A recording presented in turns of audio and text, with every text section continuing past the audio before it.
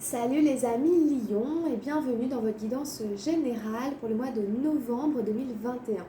J'espère que vous allez bien tous et toutes, j'espère que tout le monde a la forme, la santé, le moral. Alors on se retrouve pour les énergies du mois de novembre, amis Lion. Alors on y va, en énergie générale, j'ai tiré la très jolie carte des amoureux, la numéro 6 des arcanes majeures. Donc il est fort possible que ça nous parle de la vie sentimentale.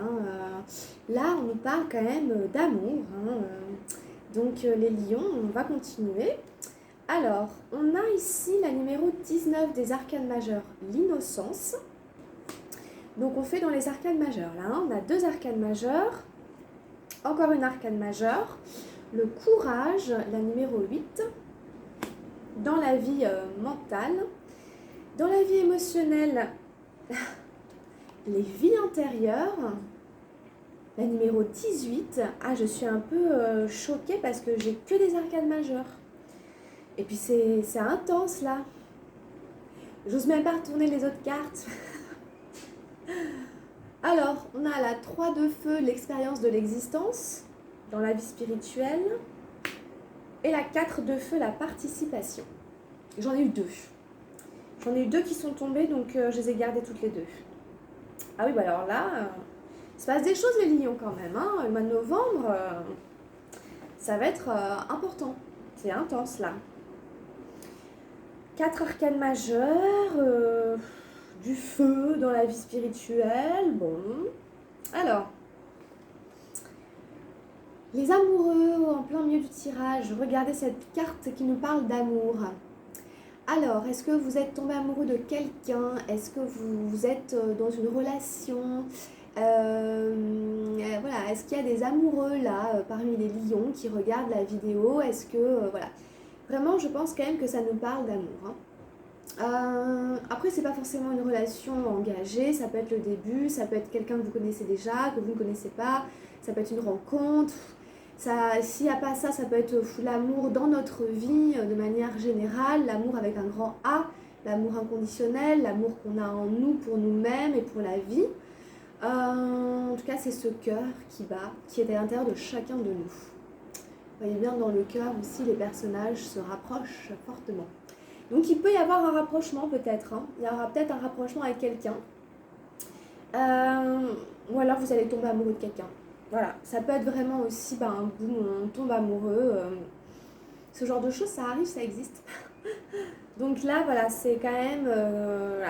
franchement, là, je ne peux pas faire autrement que de diriger quand même très fortement la guidance vers la vie sentimentale, quoi. On verra après dans la guidance sentimentale ce qui sort. Bon, en tout cas, voilà, ici, là, il y a quelque chose au niveau voilà, de l'amour, ça c'est évident. Dans la vie physique et matérielle, on a la numéro 19, l'innocence. Et pour moi, cette carte, elle va très très bien avec les cartes des amoureux parce que l'innocence, pour moi, c'est vraiment avoir un esprit, garder son âme d'enfant en toutes circonstances. Et donc, par exemple, quand on la rapproche avec les amoureux, eh bien, c'est vraiment l'amour qui est innocent. C'est l'amour qui n'a absolument aucune mauvaise pensée. C'est pas l'amour pervers, c'est pas l'amour malsain. C'est l'amour pur et vrai. Donc là, ça peut être ça. Ça peut être aussi tomber sur quelqu'un, tomber amoureux de quelqu'un et être vraiment dans une relation d'amour véritable, d'amour vrai, où la personne, elle est fidèle, elle ne ment pas, elle est vraie, elle est honnête, elle est sincère, elle est claire, il n'y a pas de tromperie, il n'y a pas d'entourloupe. Donc ça peut être un amour vrai ici. Parce que donc dans l'innocence, comme son nom l'indique, on est innocent, on n'a pas fait de mal, on n'a rien fait, c'est pas notre faute. Et bon, de manière un peu plus large, dans cette carte, on voit un vieux sage, donc c'est la sagesse, qui tient sur sa main une menthe religieuse. Et la menthe religieuse, vous savez qu'elle mange ses partenaires après le rapport, mais justement là, c'est l'idée qu'en fait, on connaît la vie, on connaît les expériences, on sait que il y a toujours un côté négatif à quelque chose de positif, etc. Que rien n'est tout blanc ou tout noir, mais on est avisé, on a suffisamment vécu, on a suffisamment d'expérience pour peut-être accepter les défauts d'autres personnes. C'est aussi ça l'amour vrai, c'est-à-dire que l'autre n'est pas forcément parfait, il a ses imperfections, c'est sûr d'ailleurs, il a ses imperfections, il a son chemin à faire, etc. Mais on l'aime tel qu'il est, voilà, avec ses imperfections, ses différences, voilà quoi. Donc ici, voilà, c'est quand même, bon, comme c'est dans la vie physique et matérielle, hein, il y a quelque chose quand même qui s'incarne, hein, il y a quelque chose qui s'ancre dans la matière par rapport à ces sentiments euh, de sincérité, d'honnêteté, de vérité, de franchise. Mais je pense que ça parle quand même aussi d'amour, ça touche quand même la vie sentimentale. Et donc du coup, ça peut vraiment s'incarner vraiment physiquement dans le corps. Donc vous verrez un peu comment ça se présente, hein, comment ça se passe. Alors faites preuve de courage, on vous dit. Il faut quand même continuer à faire preuve de courage, il faut persévérer. Dans la vie mentale et psychologique, psychique, on a cette petite plante, cette jolie petite pousse, cette marguerite, qui justement a dompté, hein, enfin pas dompté, mais qui a réussi à traverser les vicissitudes de la vie, les tempêtes, les intempéries, les sécheresses. Donc des fois c'est quand le mental on n'en peut plus, on a envie de baisser les bras, on est fatigué, on n'a plus d'énergie, on n'a pas envie de se lever. On est défaitiste, par exemple on se dit dans son mental bah, ça va pas marcher, ou alors on se dit cette personne c'est trop beau pour être vrai, ou de toute façon le courage arrive en général quand on peut être tenté d'être découragé, d'abandonner la partie, de baisser les bras, de renoncer. Non, ici on vous dit persévérer, garder espoir, continuer à alimenter des pensées positives, de la visualisation, de l'optimisme, continuer à pointer vers la lumière, vers le soleil, vers la réalisation de vos rêves. Ne vous laissez surtout pas décourager, perdre de l'énergie par des pensées négatives, des personnes qui essaieraient de vous mettre des bâtons dans les roues, de vous décourager. Ne vous laissez pas faire. On vous invite à toujours croire en vos rêves, mais en leur réalité, en leur réalisation bien réelle, bien physique. Les amoureux, l'innocence, le courage, et là les vies antérieures, ça m'a... Waouh. Les vies antérieures dans la vie émotionnelle. Donc c'est peut-être pour ça aussi qu'on a eu le courage. Peut-être que l'expérience que vous allez vivre là avec votre amoureux, votre amoureuse, ou la relation qui va se présenter, elle vient vous travailler sur votre karma. C'est peut-être une opportunité pour se libérer, pour s'en libérer. Peut-être que là, on pourrait avoir une opportunité pour en finir avec un schéma, un cycle, des erreurs qu'on avait répétées. Peut-être qu'il y aurait une proposition, une rencontre, quelqu'un qui nous permettrait de régler définitivement une dette karmique. Donc c'est très important. L'enjeu est grand. Donc faites preuve de courage parce qu'en effet, devant des phénomènes comme ceci, on peut être un peu bousculé, on peut être un peu brassé entre les énergies qui n'ont pas du tout envie qu'on règle nos karmas et notre âme, etc., et tout le bien, etc., que pourtant c'est nécessaire. Et donc, ici, soyez très attentifs aussi aux erreurs que vous avez répétées, peut-être aux phénomènes dans lesquels vous êtes tombés, le type de relation sentimentale amoureuse que vous avez vécu jusqu'à maintenant, ce que vous avez cautionné, ce que vous avez, ce à quoi vous avez donné votre pouvoir, pour surtout ne pas reproduire des schémas du passé. Donc soyez vigilants aussi. Est-ce que c'est une relation karmique qui me replonge dans des erreurs que j'ai déjà commises, que je connais, et donc là, il ne faudra pas revivre ça. Il faudra réussir à avoir suffisamment aussi de courage pour dire stop, ça non. Ou alors, est-ce que c'est plutôt une relation qui me propose de sortir de quelque chose que je connais et donc de m'emmener vers une espèce d'inconnu. Donc encore une fois de prendre un risque, donc aussi du courage, mais où j'ai une chance de régler une bonne fois pour toutes un karma, une tête karmique, quelque chose. Et donc de m'en sortir, de me tirer de ce sablier-là. Hein, vous voyez, ce sablier représente le temps. Nous sommes mis à l'épreuve du temps, on revient d'incarnation en incarnation pour apprendre, encore apprendre et s'élever un peu plus vers l'amour, vers notre essence, etc. Et se libérer de plus en plus des fautes, des erreurs et être de plus en plus net, si on peut le dire comme ça. Et donc du coup, on vous invite à vous libérer de cette espèce de... pas d'emprisonnement, mais d'être soumis à l'épreuve du temps et sortir du cycle des réincarnations, voilà, hein, pour dire très franchement, bêtement, entre guillemets, c'est quand même de ça qu'il s'agit. Donc il y a peut-être une belle opportunité. En tout cas, bon, comme c'est dans la vie émotionnelle, surveillez vos émotions, enfin surveillez, hein, observez-les et essayez de discerner si elles vous font retomber dans un schéma qui est malheureux. Hein. Le truc pour discerner si c'est une dette karmique ou pas, c'est est-ce que ça me rend malheureux en fait. Voilà, est-ce que quand je vis ça avec cette personne-là, ben, ça répond vraiment à un rêve, un souhait, à quelque chose, ou est-ce qu'en fait ça vient encore alimenter des choses qui me font dire ben non, je serai pas heureux encore, ouais, c'est pas exactement ce que je veux, je dois encore faire des compromis, je dois encore être dans une forme de soumission, donc en fait je suis dans l'erreur quoi. Parce que l'amour avec moi-même n'est pas respecté.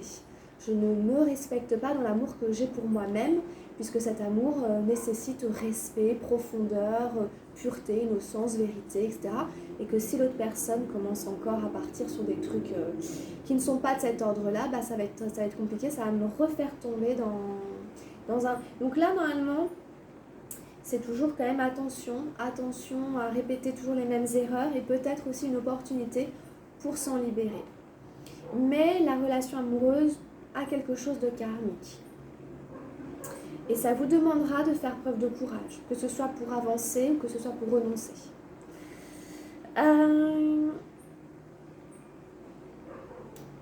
Dans la vie spirituelle, alors c'est assez surprenant d'avoir la 3 et la 4 de feu. Alors, que se passe-t-il ? Bon, la 3 de feu, c'est plutôt bien, puisque c'est l'expérience de l'existence. Donc, toute expérience que l'on vit profite à apprendre, voilà, à grandir. Voilà. C'est quoi la vie, c'est quoi l'amour, etc. Qu'est-ce que je veux, qui suis-je, etc. Je fais des expériences en utilisant mon ressenti, mon intuition, mon instinct, etc. Donc cette carte elle est positive, elle est toujours positive. On a ce personnage qui enlace un arbre et l'arbre semble complètement l'enlacer.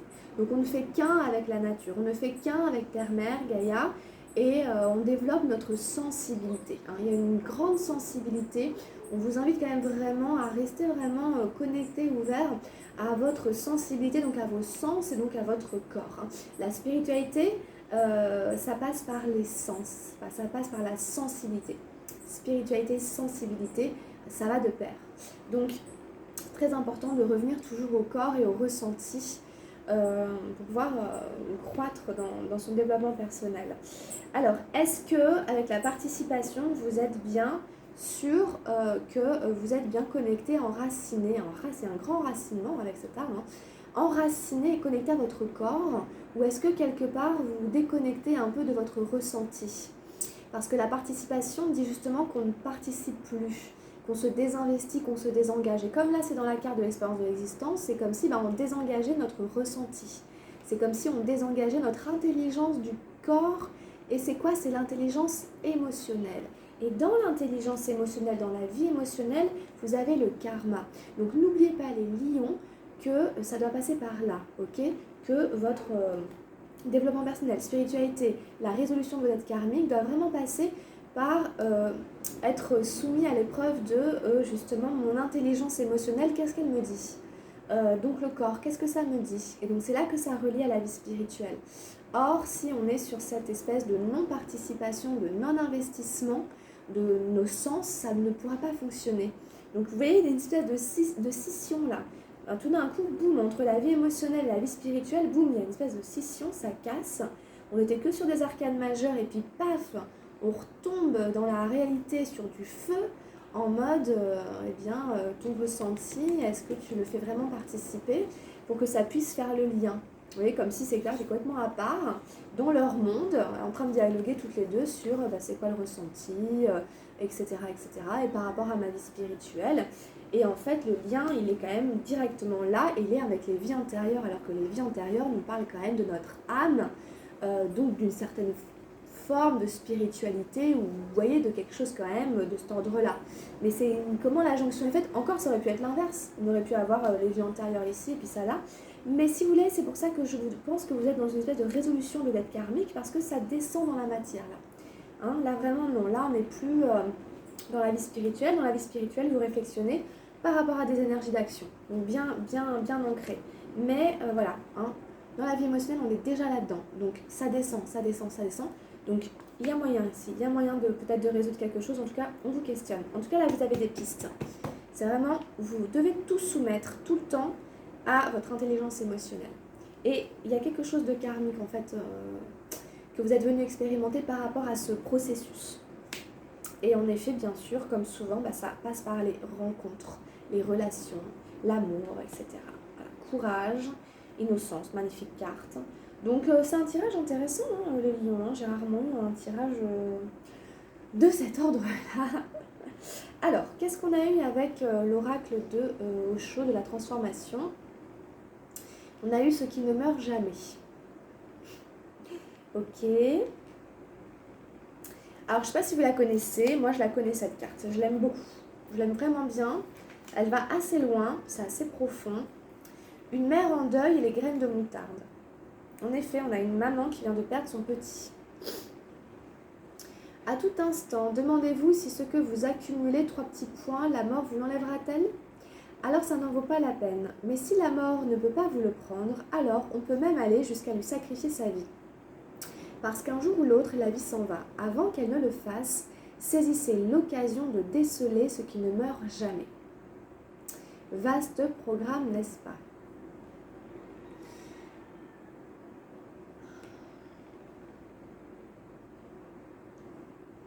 Je ne vais pas vous lire toute la parabole parce que c'est un peu long. Enfin, quoique. Voilà. En tout cas, vous voyez, ça va très très loin, c'est très profond. Ce qui ne meurt jamais, c'est intéressant avec les vies antérieures qu'on avait là, en sachant que notre âme, voilà. Donc du coup, il y a quelque chose de beaucoup plus profond, il y a quelque chose qui va très très loin quand même dans votre tirage, hein, qui, voilà. Hein.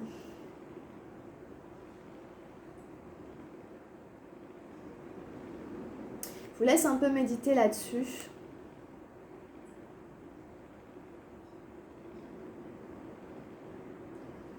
Alors un petit extrait quand même, elle lui dit par exemple, parce qu'elle part voir le sage, etc. Le soir venu, elle comprit que toute personne qui naît doit mourir. Alors à quoi sert de demander le retour de son fils? Parce qu'en fait, elle demande au sage de lui ramener son enfant. Et puis lui dit, tu vas les taper à toutes les portes des maisons. Et à chaque porte où il n'y aura eu aucun décès, tu leur demanderas de donner des graines de moutarde. Donc elle y va et tout, en disant, ok, super, parfait. Puis en fait, elle se rend compte qu'à chaque fois qu'elle tape, on dit, si, grand-père est mort, en fait, c'est un tel est décédé. Donc, elle revient, elle n'a aucune graine. Et donc, le soir venu, elle comprit que toute personne qui naît doit mourir. Alors, à quoi sert de demander le retour de son fils? Il mourra à nouveau. Il vaut mieux se mettre à la recherche de l'éternel, ce qui ne naît et ne meurt jamais. Elle s'en retourna les mains vides. Bouddha lui demanda, où sont les graines de moutarde? Elle se mit à rire. Le matin, elle était arrivée en pleurs, à présent elle riait et lui répondit, tu m'as joué un tour, toute personne qui naît mourra. Elle répond à Bouddha, il n'existe aucune famille dans le monde entier dans laquelle personne n'est mort, d'ailleurs je ne veux pas que mon fils soit ramené à la vie. Pourquoi? Oublie mon enfant. Initie-moi dans l'art de la méditation afin que je puisse accéder à l'espace de l'immortalité dans lequel la naissance et la mort n'ont jamais pénétré. Voilà ce que j'appelle un véritable miracle, résoudre le problème à sa racine. Je suis un peu émue, ça me fait des drôles d'émotions de vous dire ça avec cette carte-là, qui parle exactement de mort et de renaissance, et le truc des incarnations. Donc il y a encore un truc au-delà de ça, là. Alors là, vraiment, c'est vous qui savez, hein, les lions, mais ça me fait quelque chose. Je suis ascendant lion, pour ceux qui ne le savent pas. Donc je suis aussi un peu concernée par le tirage. Ouais, c'est mon ascendant lion. Ah, vous saurez tout de moi, hein. Allez, on va se détendre un peu. Ah, avec les messages lumière, nous avons « Je suis harmonie ». Là là là. S'il existe tristesse ou noirceur autour de moi, cela ne m'appartient pas. S'il y a colère ou lourdeur, je les repousse. Je me recentre et refais ma protection, car dans ma bulle, je vis dans la lumière et je suis harmonie. Donc, vous voyez, ça peut faire penser à la carte du courage. Si la noirceur revient, si la lourdeur revient, je me remets dans ma bulle, je refais ma coquille, je me recentre, je refais ma protection. Et parce qu'à l'intérieur de là-dedans, je vis dans la lumière et je suis harmonie. Donc laissez-vous inspirer par cette carte que j'adore, que je trouve vraiment magnifique. Cette fille dans un œuf ici, là vraiment dans sa bulle, elle est toute dorée, toute belle, avec un petit ange au-dessus, une petite fée, ce que vous voulez. Donc voilà, je suis harmonie, recentrez-vous, repensez toujours à ça les amis Lion, ça fait beaucoup de bien. Bah écoutez, on va s'arrêter là, n'hésitez pas à me contacter si vous avez envie de laisser des commentaires, poser des questions, prendre rendez-vous pour une guidance personnalisée, une consultation. Et puis à aller compléter avec vos signes lunaires ascendants. Et puis on se retrouve tout de suite pour la guidance sentimentale, on va voir un petit peu ce qui sort dans la vie amoureuse, relationnelle et affective. Très bon mois de novembre à mes lions, portez-vous bien, je vous embrasse très très fort. Puis à très vite pour la suite de l'aventure. Gros bisous, ciao ciao.